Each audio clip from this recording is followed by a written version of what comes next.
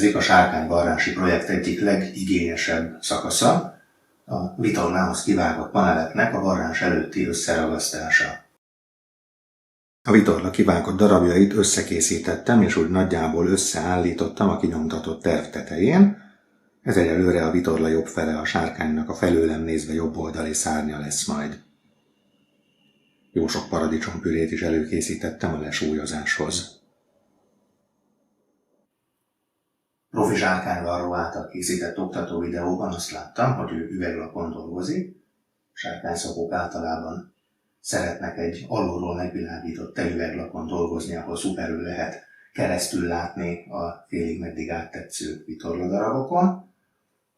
Erre nekem nincsen lehetőségem, azon kívül pedig szeretném ezt a egyben kinyomtatott és egy az egy méretben kinyomtatott tervet felhasználni arra, hogy ne csak az illesztések maguk legyenek a megfelelő helyen és precízen elhelyezve, hanem irányokban se csússzanak el egymástól a különböző darabok. Tehát én most a konyhaasztal egészét elkolonizáltam, széthajtogattam rajta a kis alátétlapomat, amire már korábban rákasíroztam a teljes egészében kinyomtatott tervet, és ezen szeretném elhelyezni a darabokat a ragasztás előkészületeként. Magánál a ragasztásnál arra kell majd figyelnem, azon kívül, hogy a lehető legnagyobb precizitást el tudja mérni, azon kívül arra kell majd figyelnem, hogy a sárkány hasa felől nézve elől legyenek majd lehetőség szerint a sötétebb darabok, és ne az legyen, hogy erről egy világosabb darab van, amin keresztül nagyon erősen átsejlik a mögötte levő sötétebb. Ahogy most el vannak rendezve, az tehát a sárkány jobb oldala, és a leendő hasa van fölül. A tervnek a tükörszimmetrikus másik fele, ami alapján a sárkány bal oldala készül majd el, az nincsen külön kinyomtatva, tehát azon majd úgy kell elhelyeznem a darabokat, hogy a sárkánynak a leendő háta lesz fölül, és a leendő hasa alul, és fordítva kell majd figyelnem a ragasztásoknak a sorrendjére.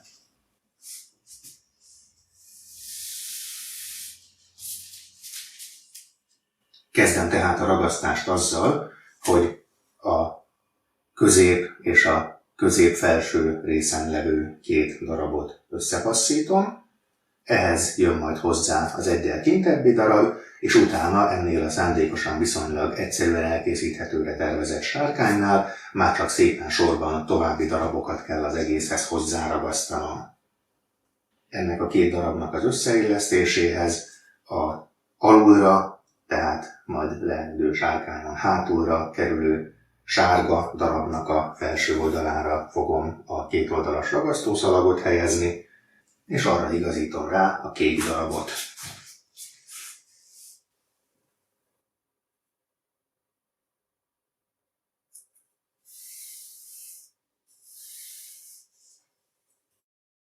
Elsimogatom szépen tisztán a lehelyezett sárga darabot. Hogyha üveglapon dolgoznék, akkor meg tudnám csinálni azt, hogy egy kis vízzel bespriccelem az üveglapot, és azon úgy feszegetem ki, úgy simogatom ki az anyagdarabot, hogy az a víz segítségével mindjárt le is tapad a leendő helyére. Papíron dolgozva erre nincsen lehetőség, tehát marad a többszörösen lesúlyozás. Ehhez pontosan hozzáillesztem a kék darabot, szintén gondosan kisimogatva, figyelve arra, hogy a mintaterven is megfelelően helyezkedjen el.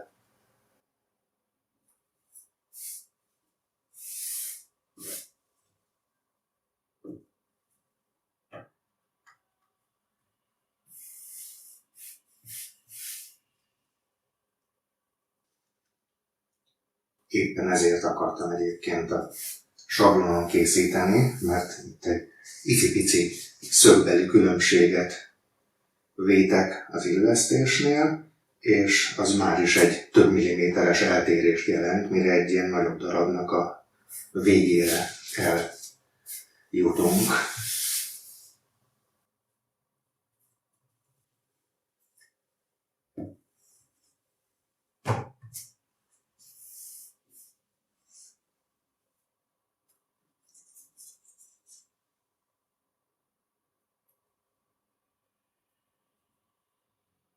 Közben ügyesen fogtam magamat, és a súlyozáshoz átpakoltam a sárga darabról a paradicsom füléket.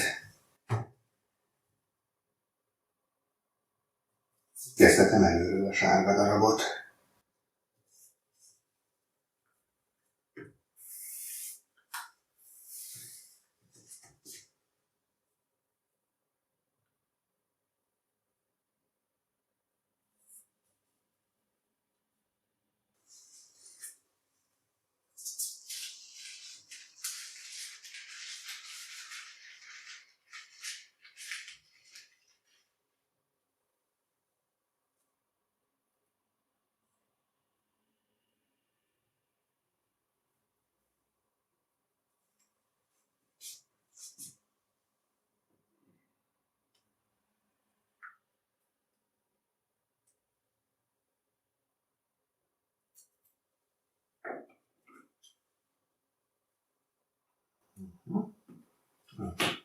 A régi ragasztószalagomat azt nyugodtan meg lehetett fogni egy pár pillanatra száraz kézzel. Ezt, hogyha megfogom, akkor a ragasztós területéről már is a kezemre tapad.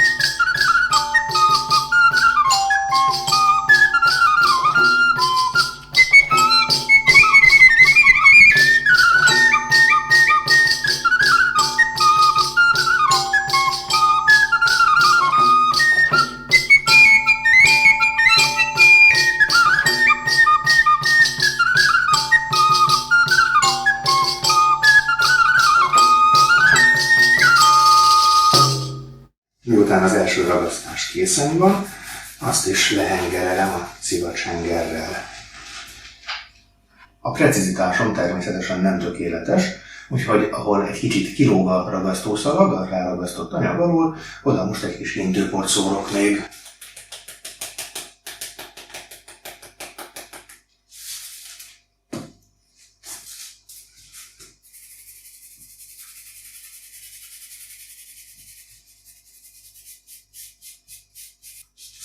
Hintőpor, az remélem, hogy majd a sárkányanyagról magáról nyom nélkül lepereg, a ragasztónak viszont a ragacsosságát azt elveszi. A következő ragasztás lesz a leghosszabb egybe ragasztandó darab. Itt most az eddig összeragasztott kék és sárga darabhoz jön majd hozzá egy ilyen szép hosszú zöld csík. A többi ragasztásnál már nem lesz olyan, hogy két darabhoz kell egy harmadikat hozzáilleszteni, valamint egyre rövidebbek lesznek, ahogy a szárny vége felé haladok.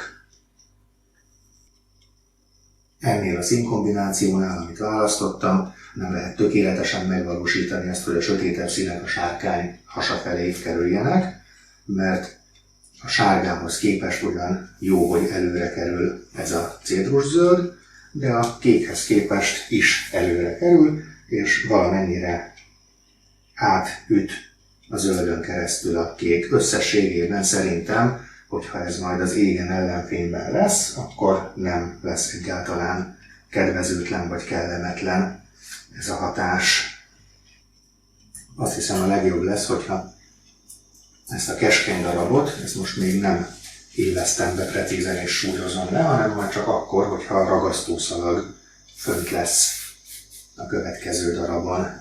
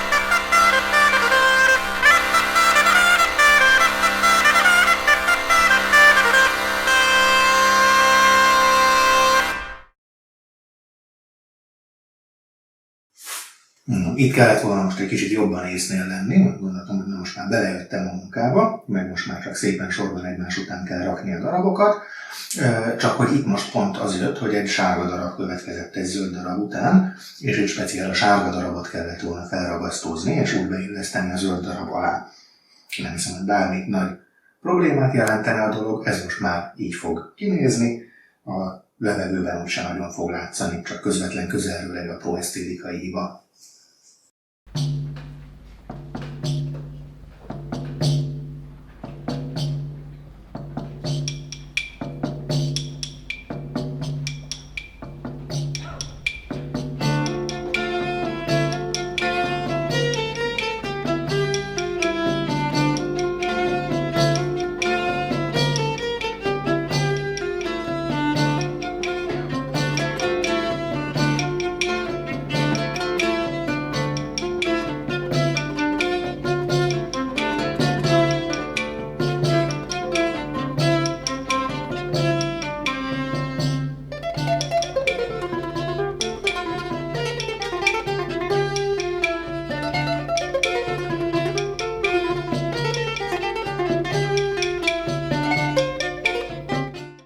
Most vagyok ott, hogy egy következő sárga darab találkozik egy zöld darabbal, úgyhogy ezúttal most észben tartom már, hogy a sárgát ragasztószalagozzam föl, és csúsztassam majd be a zöld alá.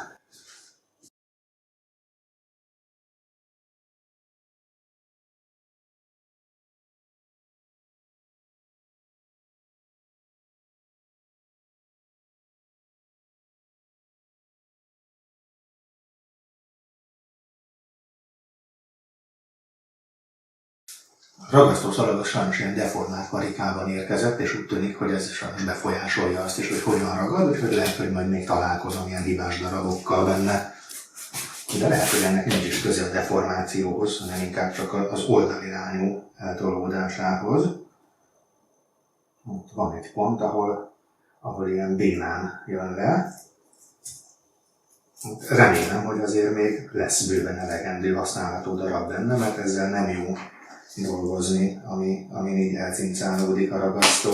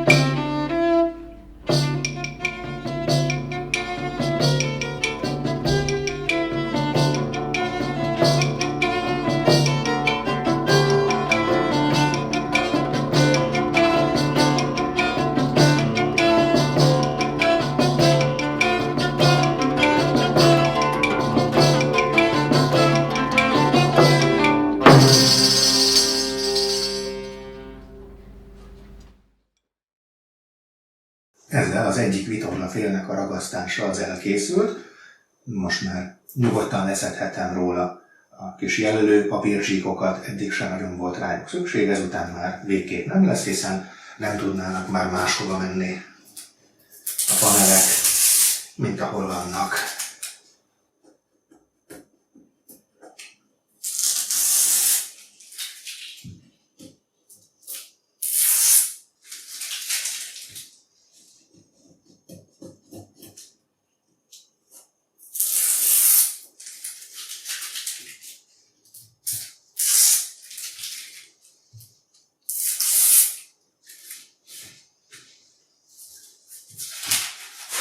És itt van egy fél vitorla.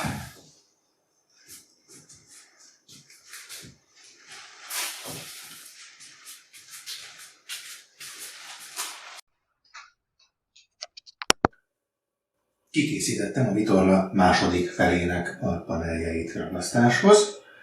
Itt csak sötétkék és sötétzöld színekkel dolgozom, tehát egy kicsit kevésbé fontos a rétegelés, de azért itt is jobb lesz, hogyha mindig a kék lesz, ahol kék és zöld találkozik, ott mindig a kék lesz a sárkány hasa felé, és a sárkány hasa az most, hogy a vitorla bal felén dolgozom, a itt kirakott textileknek a lefelé eső oldala, tehát megpróbálom észben tartani, hogy a kéket mindig alulra helyezzem el.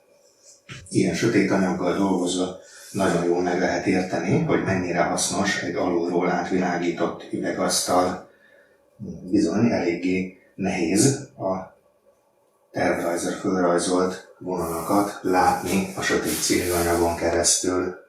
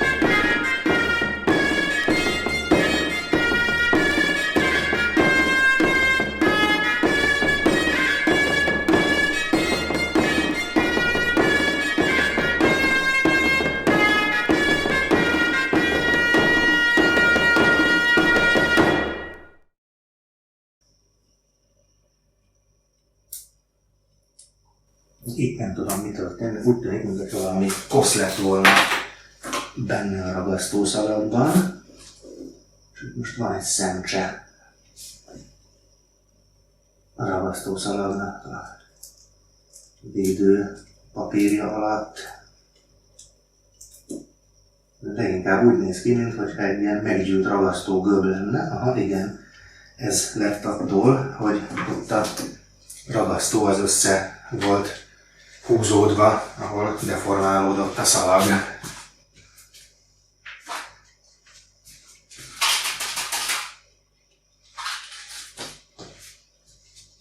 De a sárkányt ezt nem a ragasztás, hanem a varrás fogja egyben tartani, ezért semmi tragédia, hogyha a ragasztás egy kicsit hiányos.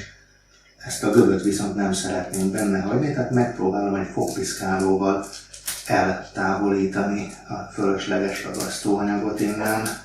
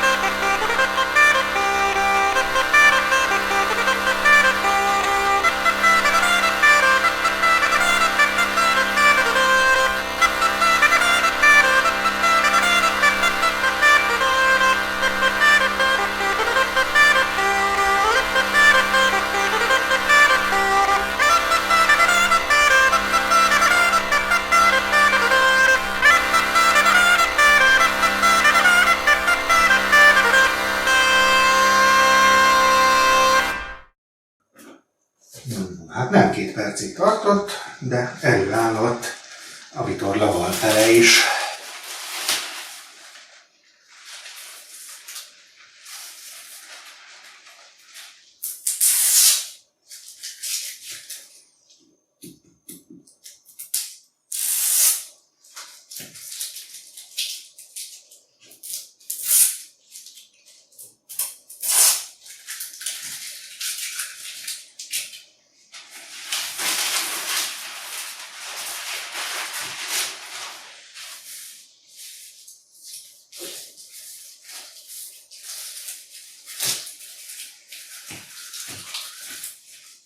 És ezzel elkészült a varrás előtti ragasztása a vitorla mind a 2 felének.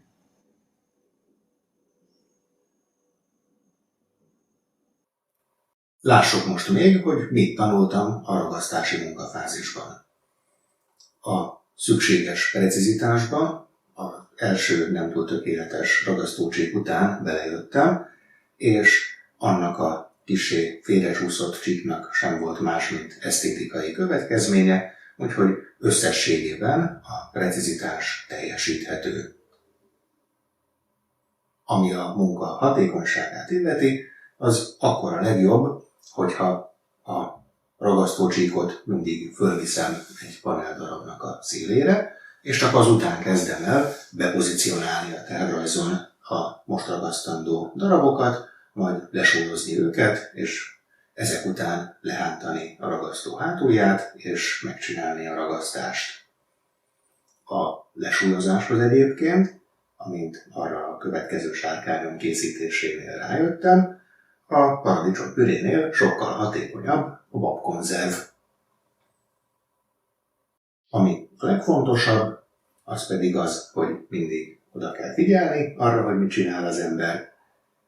Észben kell tartani, hogy két éppen ragasztott panel közül melyik kerüljön hátulra és melyik előre, és a ragasztószalaggal pedig nagyon vigyázni kell, hogy ragasztás közben ne feszítsük meg se a szalagot, se pedig az anyagdarabot, és persze, hogy ne a kezünkhöz ragasszuk a ragasztószalagot.